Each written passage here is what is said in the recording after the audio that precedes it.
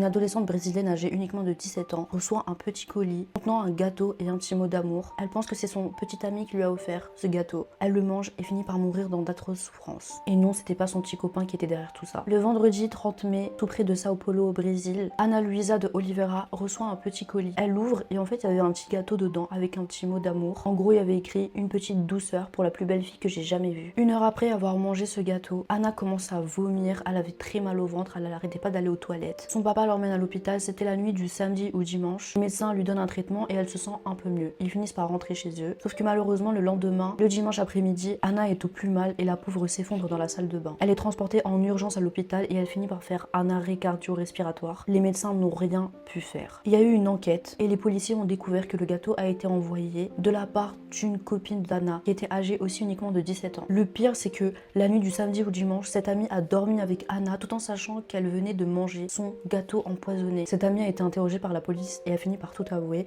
Elle a aussi dit que 2 semaines avant, elle avait fait la même chose à une autre fille de sa classe âgée de 17 ans, mais que elle, Dieu merci, elle a été hospitalisée, mais elle n'est pas morte. Et son excuse, c'était bien évidemment la jalousie. Elle prétend avoir jamais voulu les tuer, elle voulait juste leur faire peur parce qu'elle était jalouse de ses filles. Et malheureusement, Ana a succombé. Est-ce que vous vous rendez compte que la sorcière, la meurtrière, avait dormi sous le même toit qu'Ana? Elle a vu en PLS normal, sans aucune culpabilité, sans jamais avouer avant qu'Ana soit décédée. Faites très attention à vous et méfiez-vous de tout le monde parce que c'est vraiment un truc de fou. La jalousie pousse à commettre le pire.